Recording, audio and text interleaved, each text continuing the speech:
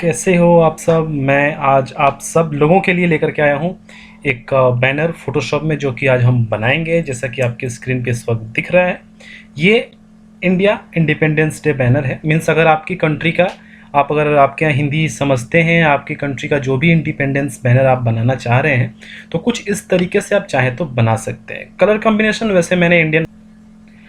Combination मैंने इसमें Indian flag और इंडियन जो भी इंडिपेंडेंस डे से रिलेटेड जो कलर्स हैं उनको यूज किया है मैंने इस पिक्चर में। जैसा कि आप देख पा रहे हैं, जो इमेज दिख रही है आपको, ये इमेज जो बीच में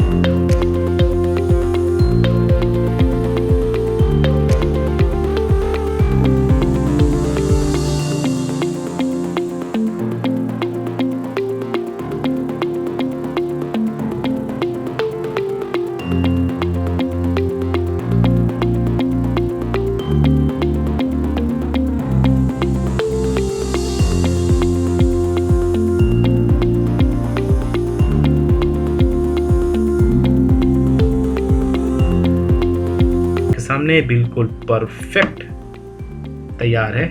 हैप्पी इंडिपेंडेंस डे इंडिया। और इसको कंट्रोल एस करिए, सेव कर दीजिए जहाँ भी आपको सेव करना है। ठीक है, उम्मीद करता हूँ आपको अच्छा लगा होगा। Thank you so much.